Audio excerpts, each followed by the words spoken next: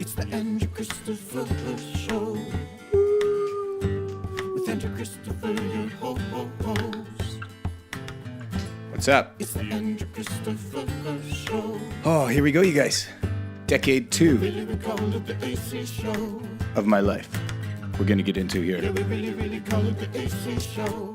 If you didn't catch the last episode, make sure you go check it out. Really call it the AC Show. It covered my life from 0 to 10 years old. It's the AC Show. And now we're going to get in 10 to 20 years old. Show with AC, your host. Check it out. So, before we get started, as you saw, we got the second microphone set up. We do have a guest joining us for family time. That's my stepdaughter, Jaden. Jaden, you going to come in? And so we're going to introduce you to our cats. We've got Benny, right? This one's Benny. This one's Benny. Benny and the Jet. I guess his name's just Jet, right? Yeah. So how do you tell the difference? Well, Benny is a brown tabby, and Jet is a black tabby. Benny's brown. Yeah. Jet's black. Makes sense, I guess. I like the names. How did you come up with the names? Well, Mom made them up. And it was because of that song, right? You know which song it is? Yeah. Benny and the Jet, Yeah. in case anybody else didn't clue into that. So, Jaden, I thought we would just do a couple quick questions. This episode's going to be interesting because the whole house is sick. Yeah. So I've got this frog in my throat. You guys have been home bugging me all week. Snow days and now sick days. But Jaden, what's the coolest song out there right now? Sicko mode. Here, you can give me one of those things, I guess. Sicko Mode. Who's that by? Travis Scott. Yeah. Did you know he played that? You can't do that. Well, I just don't want him that close. I think I'm allergic to them. You're not. Sicko Mode, Travis Scott. Did you know he played that at the Super Bowl? No. Yeah. And everyone was like, who is this guy? But obviously he's pretty cool. Yeah. Another question I wanted to ask you. What's the most annoying thing your mother does? Get right on the mic for this one. Yell at us. Just yelling? That's it? Yelling at us. She does a lot of annoying stuff, doesn't she? You won't get in trouble, I promise. I don't know. Uh-oh, I lost one. Now I have to go get him. Yeah, you will after. Okay, what about me? What's the most annoying thing that I do? Your nose stuff and your medicine. My nose stuff? And your medicine. Well, I take medicine. Everybody's got to take medicine. Yeah, well, you take these weird drops and all these pills. Well, it's because I'm getting old. I need to take care of myself. You're only 32. Yeah, I guess. Okay, and what about you? What's the most annoying thing that you do? Weird. Weird? Weirdness. You're weird? You are pretty weird. Yeah. I would agree with that. You know what I think the thing is? It's this shoulder thing. But it's okay. So, do they seem scared down here? One of them's under the bed now. And we're going to have a heck of a time getting them out of here. But you're going to have to go take care of your sister while I do this. Yeah. Are you guys going to fight? No. You better not. Okay, let's try and get these cats for you. Try and grab that one. And say bye, but you got to wave. Bye. Oh, you should do a dab. Sicko Mode. I still don't know if I've actually heard that song. I got him. Okay. Good job, sweetie. We'll see you later. Bye. Try and be quiet up there. There you go. Miss Jaden Lyric, our 10-year-old daughter, and our cats. They are entering the stage of their life where they get annoying. As kittens, they were fine, like I've always said about cats. And now they're drinking out of my water glasses. They're going to start spilling them soon. They're scratching at everything. So might be time to get rid of them. No. I don't think the girls will let me do that. Anyway, we've got quite a bit to get through here. The second decade of my life, ages 10 to 20 years old. If you recall, we left off the summer of grade 4. I asked out my first girlfriend, Samantha. We didn't talk that whole summer. Never kissed, never held hands. Got back to school for grade 5, Mr. Gallimore's class. And through the grapevine, I remember it, we were playing Foursquare out on the playground. Great game, by the way. Y'all remember that, Foursquare? I see the kids playing it nowadays, and they've put some weird spin on it. I don't know what the heck it is. But great game. We were playing Foursquare, and one of my buddies comes up to me, and I'm going to get comfy here because this is going to be a long one. So one of my buddies comes up to me, and he says, hey, Samantha's breaking up with you, or she broke up with you. I was like, well, she didn't really. You're just telling me this. And I just heard it through the grapevine that we were done and that she was going out with this other guy, Darren. And this is my first breakup. I didn't know how to handle it. So I went back to my classroom, opened up the pencil case, and I broke every single pencil and pencil crayon and crayon that I had in there. Just snapped them in half in a fit of rage. I was so heartbroken. I really don't think I cared, but I had to pretend I cared and show the world how upset I was because I'm a pretty emotional guy. My first breakup, that's how it went. And then I had to wait the whole rest of the year because I was too shy to actually confront girls and ask them out. So I waited till the end of grade 5. And I asked out, this is funny. Y'all remember Funny Bobby? I asked out his cousin, Nikki, at the end of grade 5. And she turned me down. She's happily married now. She's got a kid or two. Congratulations. Yeah, grade 5. I got broken up with. I got turned down by the next girl I asked out. And so I took a little time off. Going through grade 6, I don't think I had a girlfriend. I didn't ask anyone out at the end of the year. I was too shook up from the denial from Nikki. But in grade 6, something cool happened.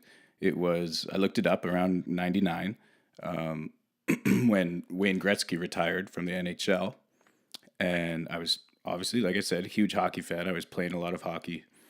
And I guess the CBC News asked people to write in their thoughts and feelings on Wayne Gretzky retiring. And so I wrote a letter. It was probably an email. Yeah, I wrote an email just saying, oh, so sad that you're retiring. Gordie Howe played until he was frickin' 75 or whatever, and you can still do it. Keep going. And very heartfelt message, obviously.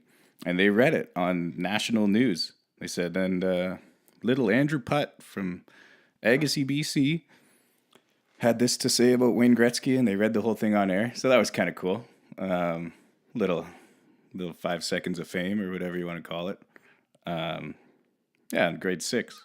Then I graduated because in Agassiz, you just take kindergarten to grade 6, and then that's elementary school, and then high school is grades 7 to 12. So I was done with elementary school, making the change to the big times, up to AESS high school. So started out grade 7 when we're getting all these different teachers, different, a lot of different subjects, new kids. The kids from Harrison merged with the kids from Agassiz, from Kent Elementary, and we all met in grade 7. So formed some new friendships. Was playing on the basketball team, of course, still playing hockey, played golf. As a grade 7, I was on the senior golf team because we were that terrible. They were just struggling to find players, and I had taken up golf, I think that summer or the summer before when we were at Camperland, as I mentioned. And I met this guy, Justin Day. He got me into golf. Pretty cool dude. So I had taken up golf, and as a grade 7, playing on the senior team. I remember also, though, I think it was grade 7 when I had my first broken bone. I was rollerblading, and I just hit a rock or something on Wilson Road. Hit a rock and just fell forward and smashed my wrist into the pavement. And I remember I went home, laid on the couch until I think my dad was the first one who got home from work. And I was like, oh, my wrist really hurts, blah, blah, blah. And I don't know what he really said, but I didn't go to the doctor or anything. I went to school the next day, and we had PE. So we were out on the field playing something, football or soccer, and I landed on it again. And I'm pretty sure that's what really broke it. Maybe the fall of rollerblading didn't, maybe cracked it a bit or something. But then I told my teacher, I was like, this really hurts. Started crying my eyes out. Went to the hospital, broken wrist. Got the cast on. And yeah, that was my first broken bone in grade 7. And had another broken wrist later on, probably about grade 10 or something. But really, those are the only 2 broken bones I've had, except for my face. A guy broke my face New Year's Eve one year. Get into that story later, too. So, grade 7, first broken bone. Another weird thing I remember. And so I thought I'd start doing this little segment about how weird I am as a person, in case there are people out there who think, oh, I'm really weird, and I don't think anyone else does this stuff. I'll let you know some of my weird habits or things that I did so that maybe you feel more normal, because we're all a little messed up. But one of the things I did, because I was very self-conscious about how hairy I was, even as a kid. I had really hairy arms, and I used to trim with scissors, trim my arm hair so that it wouldn't be as long. Yeah, I thought that was pretty weird. Thought I would share that with you guys in case there's any hairy kids out there listening. Don't worry, man. It's not a big deal. Look at me. I got a hot wife. I'm doing fine. So thought I'd share that with you guys. End of grade 7 is where love life picked up again. Or I guess middle of grade 7. I asked out this girl, Natasha. She was new to the school. And she actually was my first kiss. I remember, and believe it or not, I'm pretty sure it was Bobby during a game of... Bobby was not my first kiss. I don't know if I just led you to believe that. Natasha was my first kiss during a game of Truth or Dare. And I remember Bobby, I'm 90% sure it was Bobby, and he dared us to kiss. And I had never kissed her before, or anyone. But I had to act all cool, like it wasn't a big deal, because she was my girlfriend, so obviously we kissed. So we kissed. I think that was the only time I kissed. And then she broke up with me. All these girls kept breaking my heart. I don't know why. I don't know where it came from. Maybe I was a bad kisser, I guess. But anyway. So there you go. Natasha was another girlfriend. Not very serious. First serious girlfriend I'll get into in a little bit here. But first I want to bring up, this is one of my favorite stories. Would have been grade 8, 13 years old, hanging out with Taylor, my best bud. Him and I were playing hockey together, playing basketball together, doing everything, and I would go over to his house probably 3 or 4 times a week after school. This was on a weekend. We were hanging out, and I don't know why, but I was like, I'm going to get into computer hacking or something like that. And I was on his computer on the internet looking up all these weird sites to try and like hack into. And one of them was the NASA website. I was like, I'm going to hack into NASA and stir some shit up. I have no idea how I would even do that. But so I got onto NASA.com or whatever. And there was a section after my failed attempts at hacking the system. It said you could email your question to NASA. So I did, thinking it was just some random guy or whatever in his basement wanting to answer questions. So I emailed him and I said, Hey, I was just wondering how much firepower it would take to blow up a US satellite because I was thinking of bombing one. And I don't think that was a very good question to ask because the next morning, no, I guess it would have been 2 mornings later, before school, back at home, I very specifically remember eating my cereal at the kitchen table, and my mom answers the phone, and all I hear her say is, no, I don't think my son has any interest in space. And then she says, okay, well, I'll bring him in there right away. And she hangs up the phone. Andrew, what did you do? And I was like, Mom, I sent an email. I was just kidding, blah, blah, blah. And so I had to go to the police station.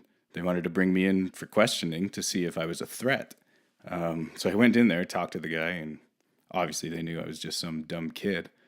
So, yeah, and then the cops showed up at our school to talk to like the woodwork class and the metal tech class about making bombs and how, I don't know, well, obviously unsafe it is, and just make sure nothing weird was going on there. So I created quite the buzz around town for a while there, and a bunch of the older kids were laughing, and they were loving that I did that. So one of my favorite stories of high school, anyways.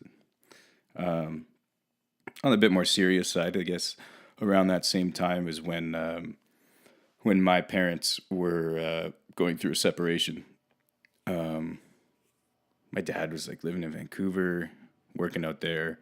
House got all rearranged. I took over sleeping in my parents' room. My mom was at the other end of the house because Michelle had moved out or something. I don't know. It was a really weird, confusing time for me. Because as I said, I was only 13 years old. I didn't really know what was going on. My older sisters knew there was a lot of fighting going on. Nobody was really that happy. And then I remember my dad talking to us and saying he's moving to Australia. So he took off down there, which none of us really understood. I was the most naive to what was going on, I think. My sisters had a lot more strong feelings and opinions. And yeah, shit's gone downhill with my dad since then. Sure, we'll talk about that a bit more later at another time. I don't want to get too heavy on you guys. So that was obviously a big moment in my life. Parents separating, and my mom had to raise, well, the rest of us that were left, because I have 3 older sisters. I think it was really myself and Lisa who were still at home. I'm not sure. This will be on errors and omissions next time. Man, I forgot errors and omissions. Let's pause. So, parents are splitting up around 13 years old. Backtrack. Last episode, I said I would do this errors and omissions thing to start, and there's some important ones. And yes, I stole this bit from TSN 1040. So if you're listening, just write me a message. Tell me to stop, and I will, or put me on your show. So last episode, I told the story when I was in England that I fell out of the van, cracked open my head. It was my sister Lisa who pushed me out. She pushed me out of the van. She admitted to it. And I was like, well, did she get grounded or something? And my mom was like, well, your dad was pretty pissed and he laid into her pretty good. I don't know what that means. But anyway, so she pushed me out. I'm pretty sure you guys can hear my kids screaming in the background. But we're just going to run with it. They've been homesick all day. One of them's probably going to barge in here at any moment, and we'll just keep going. That's why the mic's still up. I'll ask them some silly questions. So that was one of the big corrections from last week. Also, my mom said, I can't believe you didn't talk about the cross-Canada trip and where we went. And I said, well, I did talk about it, but the biggest thing was this was my first concert. We drove across Canada and had Canada Day on Parliament Hill. And the concert there was the Bare Naked Ladies and Great Big Sea. So I don't remember much of it, but that was my first concert experience. And also my mom said, and my sister texted me about this one too, my mom did not sell Tupperware. She sold Discovery Toys. So some line of kids' toys. Marble Works, something like that. I don't know if any of you remember that. You'd build this big contraption and put a marble down, and it would spin around and do jumps and all that shit. So, anyways, I did pretty good. Those were the only ones. The one I really wanted to talk about was my sister pushing me out of the van, cracking my head open. So there you go. Anyway, back to decade 2. 13 years old, parents separating. Mom saves the day. She was awesome. Looking back, she did a lot for us. I can't imagine how tough it would have been on her, going through what her and my dad were going through and trying to raise us. Me, a couple of my sisters were not the best kids in the world. They were getting into a bit of trouble. Michelle was trouble. Carolyn was great. Lisa was trouble. I was awesome. One thing I remember, some of my sister Lisa's friends, I think this would have been around then, grade 9-ish. Lisa was hanging out with some guys, maybe not the coolest kids on the block, and then driving fast cars and drinking underage. And this was the first time I heard my mom swear. I remember twice vividly my mom swearing. One comes next decade. One was at about 13 or 14 years old. Lisa was hanging out with these guys, and she was taking me along sometimes as well, and I would have a few beers. I don't think I got drunk. I might have one, maybe two. I guess maybe that gave me a bit of a buzz back then. But I remember we were leaving, and my mom was like, "No, you can't go." And Lisa was like, "Mom, I'm going to see whatever his name was," and she's like, "Well, Andrew, you're not going." And I was like, "Mom, I'm going with Lisa." And my mom said, "Well, just fucking go then." And we just stopped and stared at each other and stared at Mom and slowly walked out. We didn't know what to do. We were still going, but we never heard my mom swear. For me, anyways, that was the first vivid memory of my mom saying the F word. When my sister was hanging out with these guys, I remember watching, I think it was Canucks playoff hockey back then, and I was trying to show off, obviously, to these older guys, and the Canucks got scored on, and I got up and was so mad and went and punched a hole right in our living room wall, and I was like, "Oh shit!" And the guys were like, "Whoa, dude, that's awesome!" But and they were like, "Just move that picture, and we'll cover it up." So we just moved a little family picture, hung it up in front of the hole on the wall, and it did not take my mom long to find that out. Again, I think it was the next morning. She was heading out to work, and she said, "What's this picture doing here?" And I guess she took it off and moved it. She was like, "Andrew, what did you do?" And then I got in a bit more trouble there. So I guess I wasn't the perfect angel, but I always did good in school. A lot of teachers liked me. I feel like they liked me half the time, hated me half the time, because again, I was pretty social, talking. I would get my work done, I would do good, but then I would just mess around. I joined high school band. I guess in grade 7, I joined high school band. I was playing trumpet, and then because you weren't allowed to do anything cool in grade 7, you had to do a classic instrument. So I played trumpet. Then grade 8, I took up drums, and I got a drum set in my house, and I was wailing away. Started playing some of the band concerts. Joined the jazz band, the marching band. But I wasn't a band geek. It was I don't know. Actually, one of the questions from Instagram, it was from my friend Kim. Hey, Kim. On a scale of 1 to 10, how cool were you in high school? And I was easily a 13 or 14. I was the guy. I was the man. I would like to think so anyways. I was kind of more in the middle of the road. I was pretty popular because I was a good athlete. I was a good student. And I always tried to make time for some of the lesser cool kids as well, just to say hi to them or hang out or invite them to play whatever sports we were playing.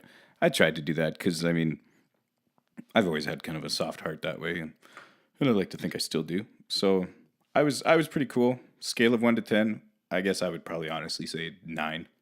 Um, yeah, in grade 12, I was probably a 10. If it was just kind of in ranks of like the different cliques in school, I was definitely with the popular kids if you had to class them that way. But anyway, thanks for the question, Kim. So I did join band class, but I wasn't a band geek because I was the drummer. And I remember we took a couple band trips, one to Victoria, pretty cool, played in the BC Day marching band parade, and I got on TV.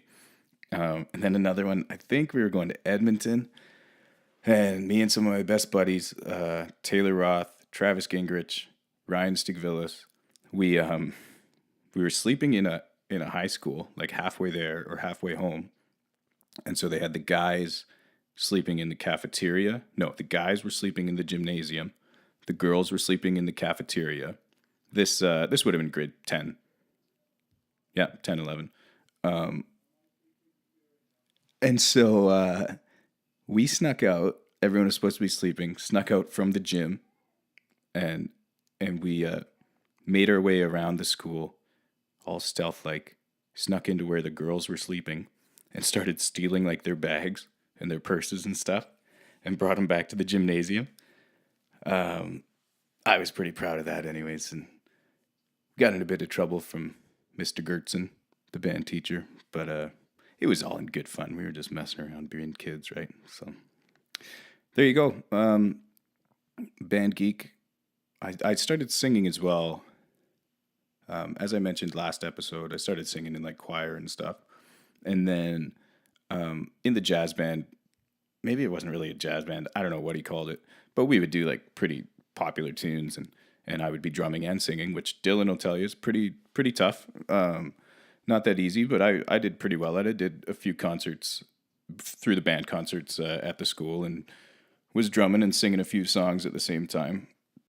So that was another big step in my musical direction. And then around grade 10, I got my first guitar, which was a gift from, I don't know if this guy was my mom's boyfriend or if they were just kind of chatting or what, but they were both going through separations, and this guy, Eddie, was hanging around a bit, and he offered to buy me a guitar. I was like, sure, dude. He just sent the money, and so I put it towards my first acoustic guitar. Got that, started strumming along. First song I ever learned, Time of Your Life by Green Day. And just started learning a bunch of cover tunes back then. Started writing a few as well. I don't know if I remember any of the ones I wrote that long ago. I do remember it was around this time I joined my first band as well. The band name was Argyle.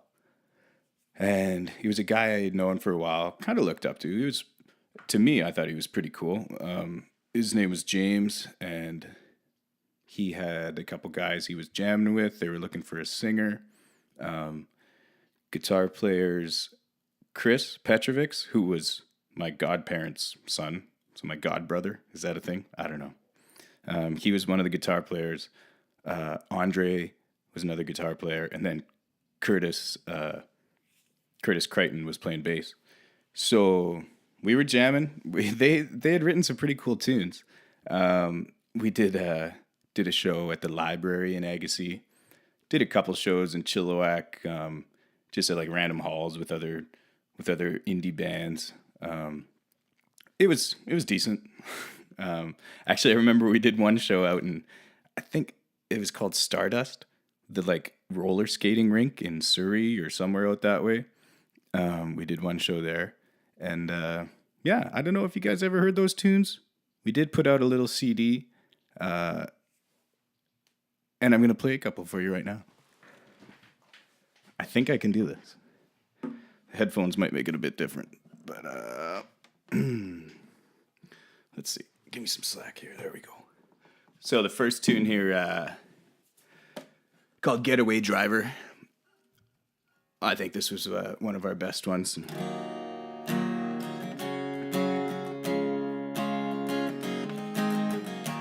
Won't you be my getaway driver?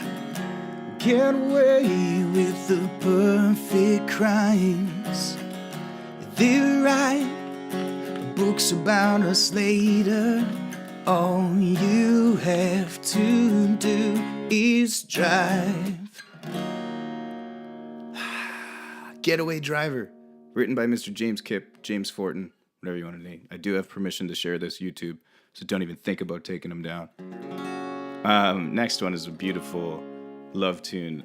James said this was his $1 million song. I don't know if it's made him that much money yet, but it's called Ida.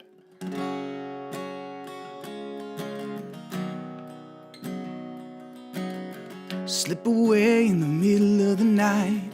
Take cover, take a flight. It'll be hours before they notice, and days before they figure it out. We'll be flying out across this desert, you and me and this scorched earth, giving what we got until it hurts, and taking this life all that it's worth. And there's no stopping us now. There's no stopping us now. There you go.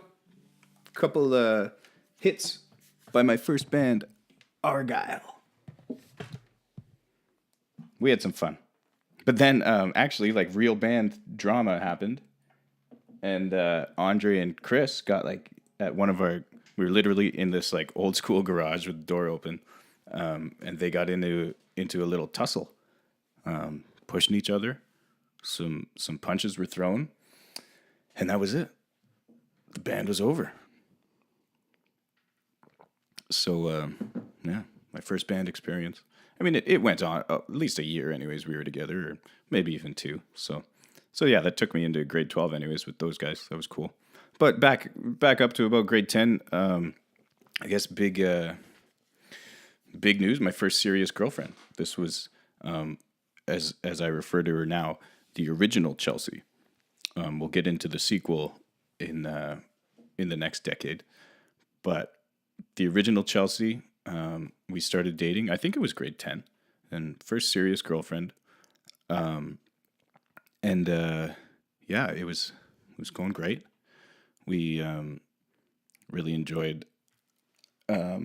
I don't know what we enjoyed. I don't remember that much. I got distracted by somebody out there and started talking trash. So I lost my virginity to her. It doesn't have much of a story. It was after school, little afternoon delight, down in her basement. I think it happened very quick, and it happened twice. Yep. The old love machine here. So there you go. I'm not going to get into any more details out of respect for my wife and Chelsea, and the fact that I don't really remember them. But her and I, yeah, we were together, I think 3 or 4 years, kind of on and off a little bit, just because I guess that's the way I do things for some reason. Maybe something to do with my parents and that separation. Some issues there, possibly. So Chelsea, yeah, my high school sweetheart. We were together, yeah, grade 10, 11, 12 anyways. She came to my grad. I went to hers. We'll talk about that later. I also took, I guess in the summertime, in grade 9 or 10 or something, took trips to England again. Went and saw my family. It was my cousin's wedding. I would say that was the first time I got drunk. Cousin's wedding. Got drunk on Malibu and lemonade. Pretty tasty stuff. And then also started working at a bar out there as one of my first jobs. I was pouring pints of John Smith, Tetley's hand pull, for all the clients there. I remember it was like at a club for old people, not like a nightclub, but it was like their country club kind of thing or whatever. My grandpa's club, he was the president for a while.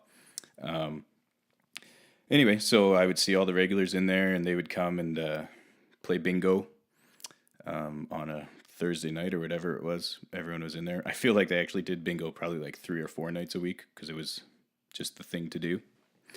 So yeah, a couple more trips to England there, and then back in Canada, I think another time I recall getting drunk at a young age when I shouldn't have. Kids out there, don't drink like Uncle Andrew did, or you'll end up just like me. Stay in school. So we were out at a hockey tournament in Princeton, and one of the dads of one of the players on the team. So we all had hotel rooms, and he had all the kids go to his room, and he was like feeding us beers, and some of the kids were there just pretending to drink or get drunk or whatever, but some of them were pretty serious about it. You could tell it wasn't their first time, and so all these I guess we were 16 would make a grade 11, yeah, it's somewhere around there, and we got drunk and went wandering the streets of Princeton. Ran into some town drunk guy named Bobby Murphy, and we were all bugging him, and he was telling us all these stories. And the next morning, there was kids puking, and the coaches came in and freaking ripped into us pretty hard about what idiots we were. But then we won the next hockey game, and the coaches were like, "Well, I guess we can't say much about that."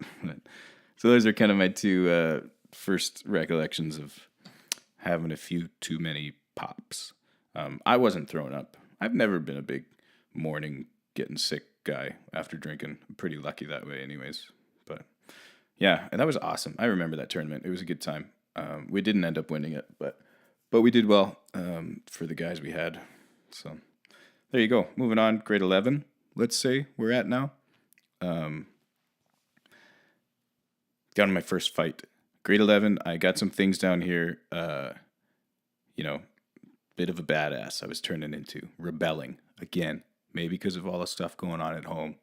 I was a pretty emotional guy, needing an outlet, but this was not the reason for that. I don't know why I did this, and Braden, I would like to publicly apologize for my actions on that day.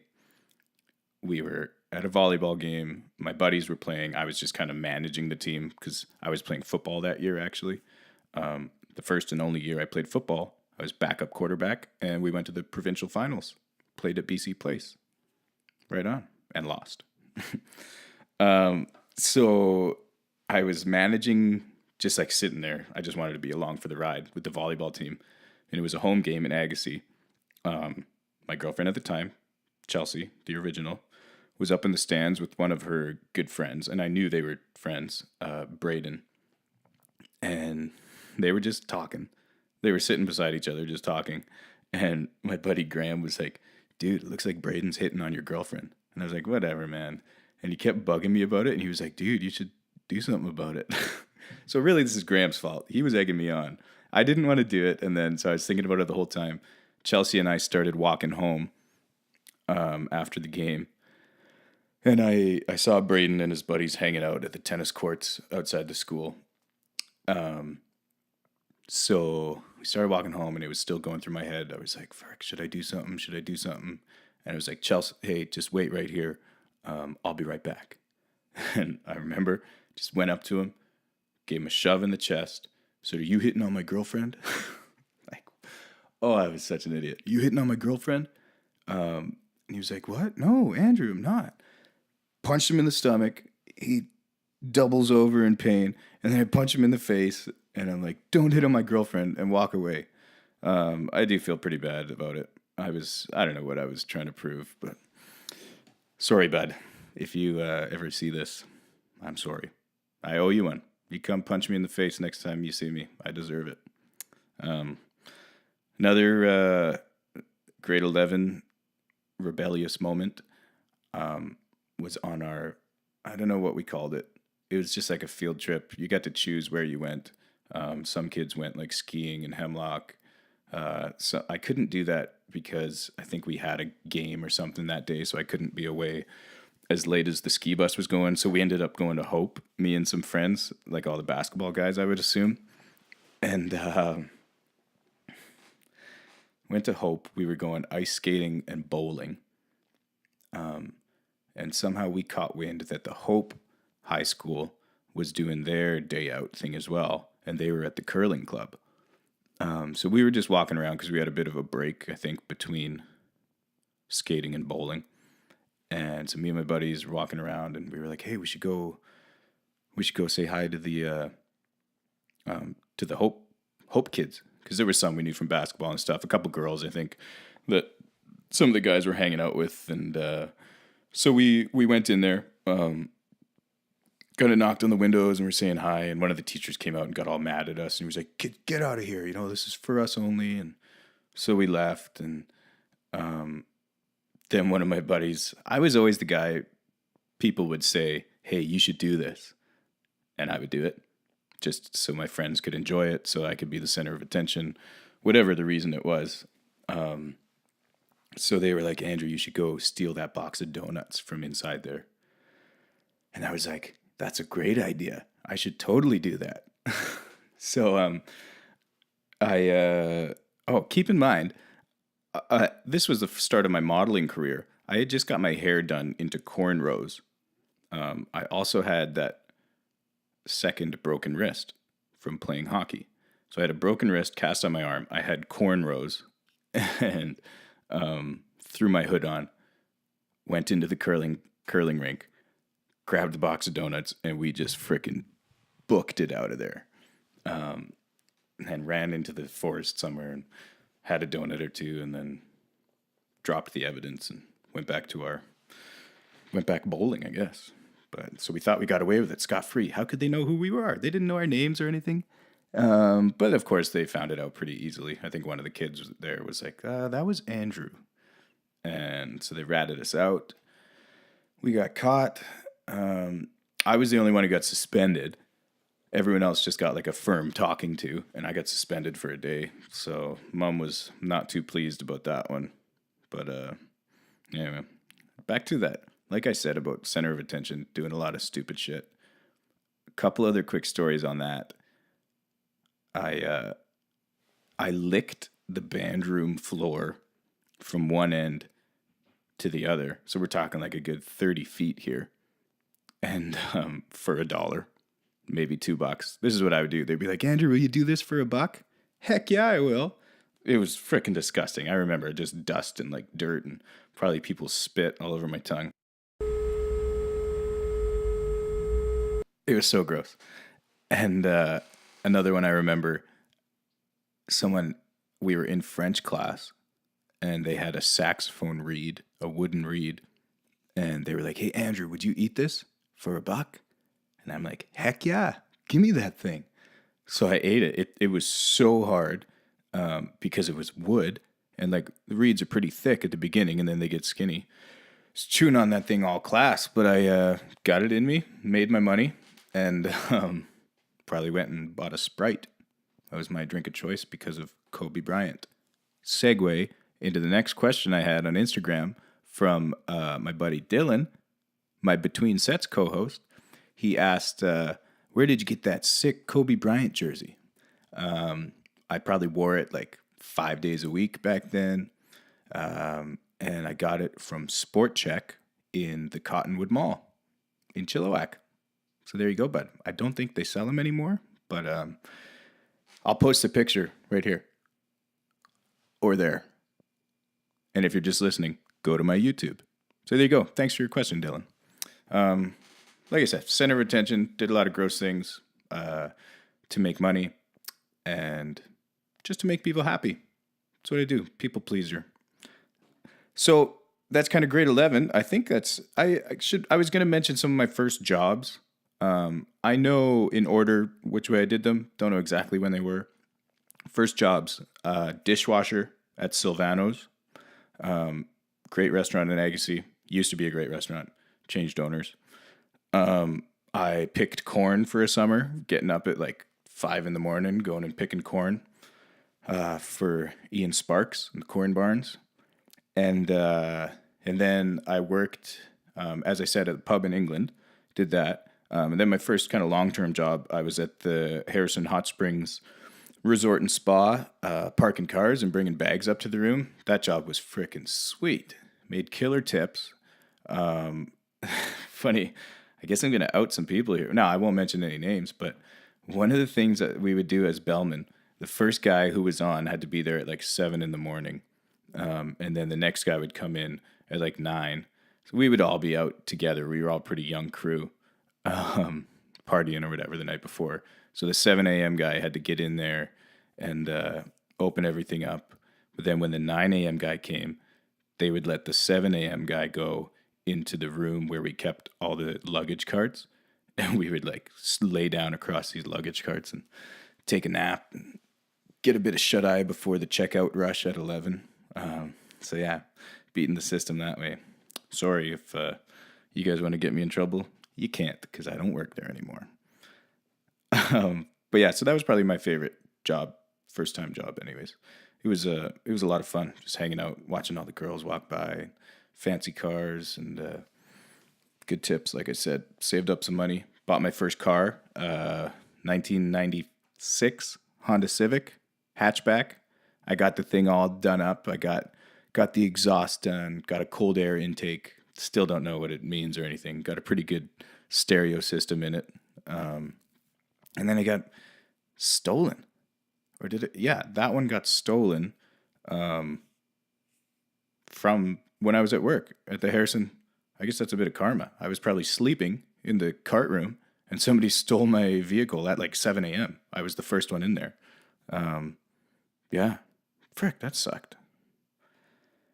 But you live and you learn. Anyway. Moving into, I guess, graduation year, grade 12. Big deal. This was like the height of my high school sports career, obviously. I was getting ready. I had a plan, I think, to go to college, become a teacher, a PE teacher, I think is what I wanted to do. So I was getting all my studies in order. I was a good student. I was on the A honor roll all throughout high school. And again, luckily it came easy to me. I didn't really have to apply myself, got good grades, and just focused on sports really. Like I joined track and field just to get out of school because we would leave at like lunchtime to go to these track meets. That was awesome. All I did was throw javelin, and then I was sitting around in the sun hanging out for the rest of it. I played volleyball in grade 12. Hadn't played volleyball before, but again, I was just a pretty good athlete, so I took it up and played with my buddy Taylor. Played that year of football, like I said. Basketball, we went to provincials. Lost to Pacific Academy again in the second game. So both my senior years, 11 and 12, we finished 5th at provincials. But in grade 12, I made the all-star team, got a cool trophy. And favorite story of grade 12 was it was Halloween, I guess. And again, I won't name the teacher, but it was pouring rain. I only lived like a 10-minute walk from the school at this time. But it was Halloween. Everyone was dressed up. I don't know what I was dressed up as, but I was like, "Hey, Miss So and So, can I get a ride home?" First strike. I don't think they're really supposed to give kids rides home, but anyway, she was like, "Sure, Andrew, and come with me." And then I was like, "Oh, we're supposed to dress up today. How come you didn't dress up?" And she's like, "I did." And I was like, "What are you supposed to be?" She's like, "I'm a 36-year-old virgin." And I was like, "What do I do? Does this lady want to sleep with me? I don't know what to do right now." Probably thought about it, but I just got a ride home, got out. It's like, "See ya." It's pretty funny. It's another story about this lady. One of my other good friends growing up was Scott, and he was a pretty good hockey player. Like he played junior or whatever. And we were in our career planning course at school. And she was like, "Okay, you guys, we need to talk about what a goal you have, what profession you want to work towards." And Scott said his was hockey. And she was like, "Scott, come on, we need something realistic." And he's like, "I want to be a hockey player. I'm going to be a hockey player." And she's like, "Scott, you can't be a hockey player. If you were going to be a hockey player, you would have done something by now. Pick something else." And I stood up and I was like, I started yelling at her. I don't know what came over me. I was like, "You can't say that to him. If he wants to be a hockey player, he can be a hockey player." And she sent me to the office, got in a bit more trouble. But I was just standing up for the guy. I think I was right. Can't crush a kid's dreams like that. But I mean, Scott never made it. He's doing okay now though too. Married, kids, like everybody. We're all doing good. So there you go. Graduation year. I made it. Graduated. Our grad song was "Time of Your Life" by Green Day. Like I said, the first song I learned how to play on guitar. So nice, kind of how it came full circle there. And I walked down the aisle with my mom at my graduation. I didn't have anyone else to walk with, or I don't know why, but I just asked my mom, and so she did that. So that was pretty nice. I got Athlete of the Year, shared with Taylor that year. Like I said, we did everything. We were both Basketball Player of the Year. And, small school, so pretty much him and I won most of those. Graduated. That summer, I think I was just working at the hotel, saving up money. 17 years old, turned 18, and then it's time to go to college. So I went to the University College of the Fraser Valley, which is now the University of the Fraser Valley. Back then, it was not a full flight university. I tried out for the basketball team. They said, "Dude, you're pretty good. You're like a dime a dozen, 5'9.5" point guard. We've got lots of you. Maybe you could go play somewhere else, but there's not a spot on this team for you." So I didn't make it. My buddy Taylor made it as a red shirt. Props to him. So next I was like, I'll go try out for the golf team. And I made it, as I talked about with Chris back in episode 2. Go check that one out. So I made the golf team, had a lot of fun there. Wasn't great in school, man. College was you had to apply yourself if you wanted to do good in college. And I still was not. I just expected to get by on my natural talents or whatever you would call it. And it didn't work out as great. So I was making it by just to play on the golf team pretty much. By this time, the original Chelsea and I had split up. Yeah. Off and on, as I said. But this was getting towards the end of us. And then Chelsea, the sequel, entered back into my life. Old family friend. So we'll talk more about her because this is Lily Jean's mom, my daughter, who passed away. I'm sure most of you know. We'll talk a lot about her in the next decade. So Chelsea was there playing on the soccer team, and so her and I just kind of started chatting again. We didn't start dating for another year or so after that, but I was on the golf team. She was playing soccer, so the athletes kind of all got together for different things. The golf guys were kind of bottom of the totem pole. Not as low as the rowers, I don't think. There was a rowing team. I think we were cooler than them in most people's eyes. But anyway, so yeah, that's when the sequel entered my life again. Also during that first year of college, so first year of college, I was 18, playing on the golf team. It was awesome. We finished 5th at nationals, not just provincials, 5th at nationals. That was pretty good. Or was it? Maybe I seem to remember getting a medal, but you wouldn't get a medal for 5th. Probably got a medal at provincials, and then 5th at nationals.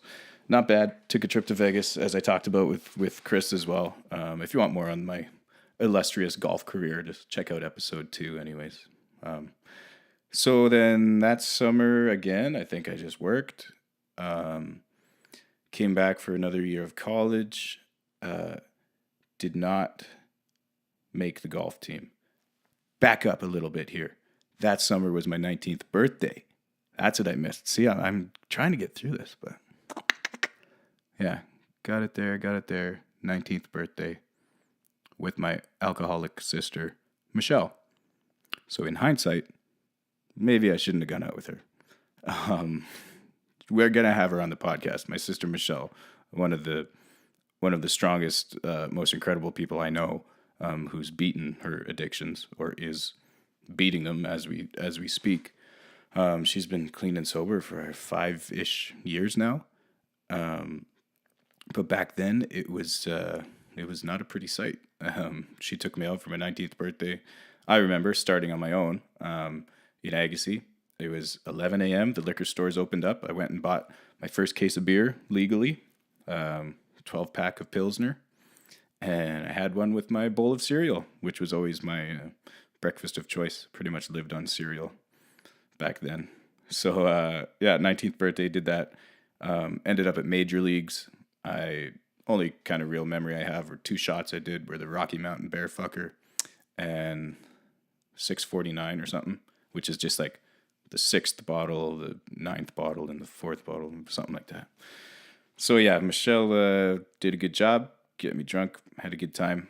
Don't remember much else of that, but yeah, 19th birthday.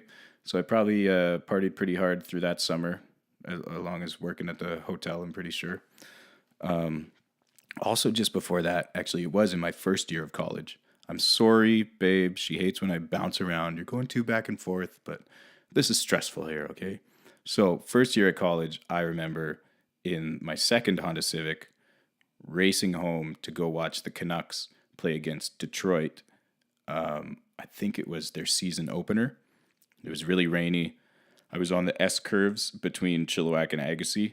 Pretty sketchy spot there. Hit a big puddle, started hydroplaning. It was like a bad crash. Like I'm going $110, $120. And I go into the ditch, roll the car completely, and somehow come out of it like unscathed. Like I was fine. So that was pretty lucky. That was first year of college. So that car was written off for a while. Actually got it fixed. It took the guy a while because he was kind of just doing it on the side as a favor to me, but eventually got it fixed and back on the road. Also during that first year of college, I joined the Facebook because one of the basketball players who, you know how I was talking about that totem pole, golfers, rowers down here, volleyball players, soccer players, basketball players were the pinnacle. And Ed LaFergie, he was one of the stars of the team back then. And I remember he was in the computer lab and he was like, dude, do you have Facebook? And I was like, no. And he was like, you should get it. So I got it. First year of college, I had that written down. 2006, I joined Facebook. What else we got here? Sorry. What does that even say? My writing is so bad. Do you guys want to see this? Jaden was in here and she was like, how does anybody read that? Did you write like that in school? And I was like, yes, I did. And I don't know how anyone reads it. But anyway. So, summertime, 19th birthday, back for another year of college.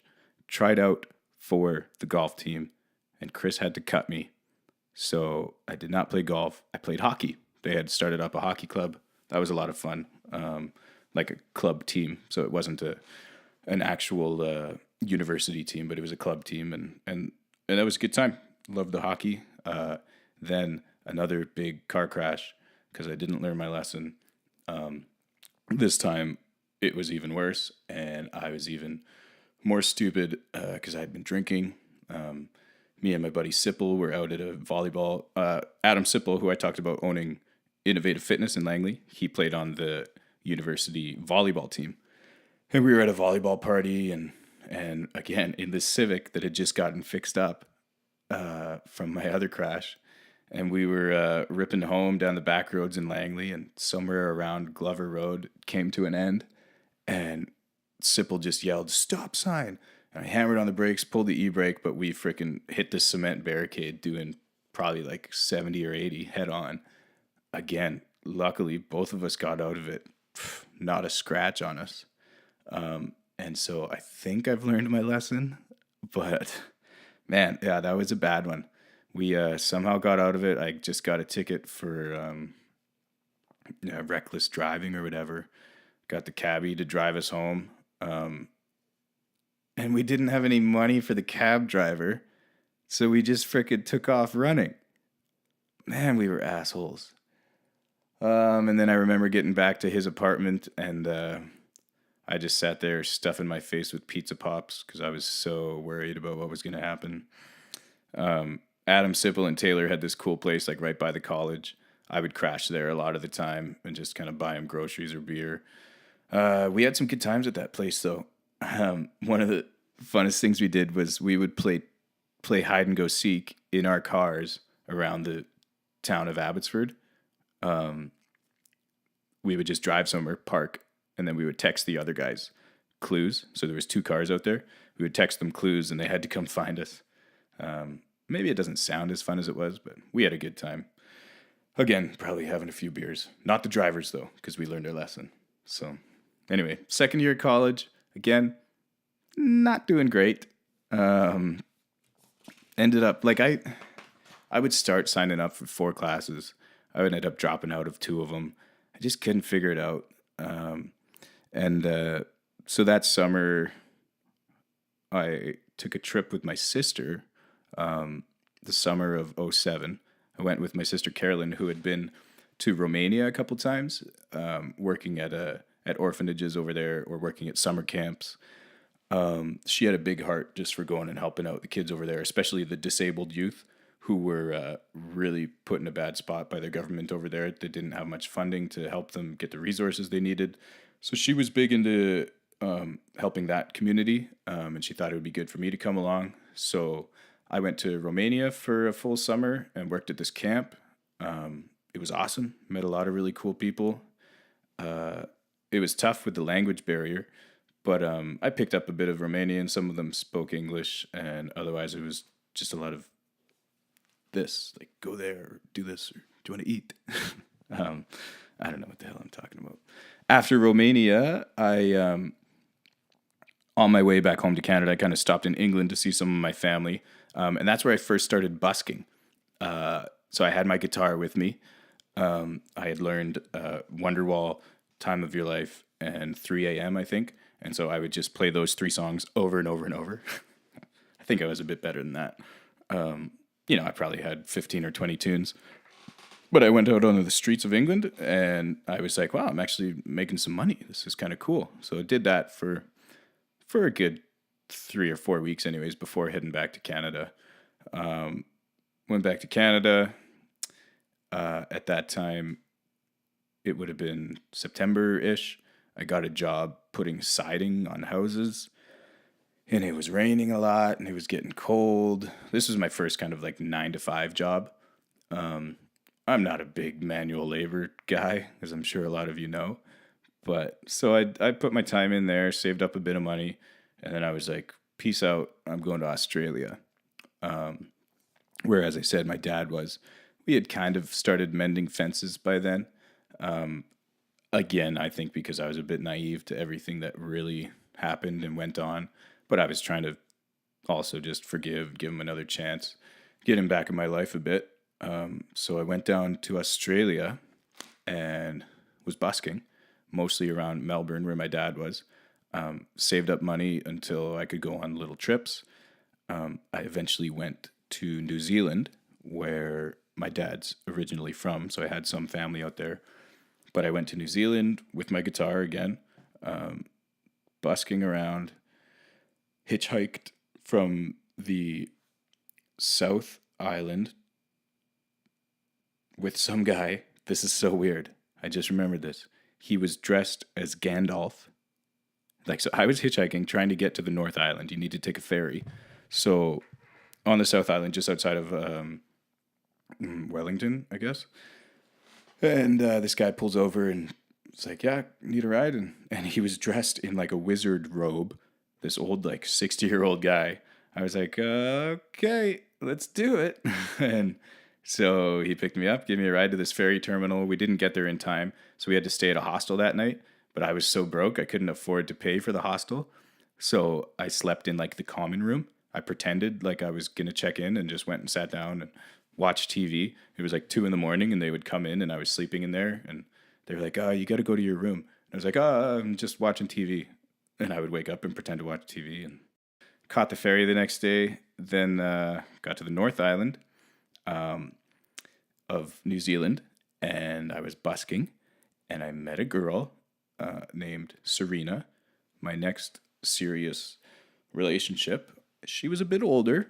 I would have been 20 at the time, 19, 20, and she was almost 30. I think she was 29, turning 30, but she had a car.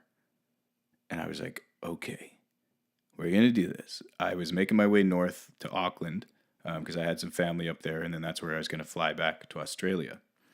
So we, got in her car, toured around. I don't know how or when, but she became my girlfriend. And we then from Auckland flew to Cairns, or something like this.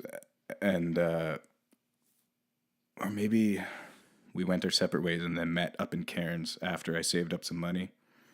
We ended up in Cairns together and drove a bus all the way down the east coast of Australia. It was cool. She was a bit crazy. I wish it was my wife, Jamie. I wish we had done that instead. It would have been a lot more fun. Nonetheless, I did have a great time. I saw a lot of really cool places. Like so much. It was great. I'd love to do it again. So I saw a bit of the world in that year. That was around Christmas time. So Australia, and that was Christmas and New Year's. And funny New Year's story. I got kicked out of the same bar like 3 times. New Year's, I drank a 2.6 of scotch before I even left to go to this bar. Got to the bar, like 10 minutes in, I got kicked out. And then I think I took like my shirt off, changed my shirt or something, got back in. Then the guy who kicked me out recognized me, kicked me out again. I spent the rest of the night trying to sneak in and climbed over a wall. Even some kids had like a firecracker, and I think I threw it over the fence to distract everybody. And then I jumped over the other side of the fence and got back in the bar. But I was so drunk, I barely even remember it. That was my New Year's in New Zealand with Carrie. You remember that, Carrie? Good times. So did my traveling, got home. I would have got home sometime in May, and I had grown this badass beard. There's going to be a picture of it. If you go to my YouTube channel, it's right there or there. I don't know where I'm going to be able to put it, but isn't that a freaking sick beard? So I had this beard, got back, joined all my buddies at this golf tournament. Someone in the newspaper snapped a picture, and they called me the singing garden gnome because I had my guitar after the golf tournament. We were rocking out. And there you go. The rest of that summer, kind of getting to the end here. See if I forgot anything. Yeah, brought Serena home with me. She lived with my mom, and it didn't work out. But we'll get into more of that next episode. So there you go. We'll talk about that next decade because I'm already 20 now. So 10 to 20 is done. Next episode, you'll hear more about the breakup with Serena, the sequel, Chelsea the sequel.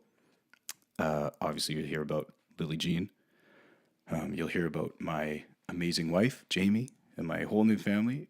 But it'll start with me joining Pardon My Striptease, one of Chilliwack's local rock legends.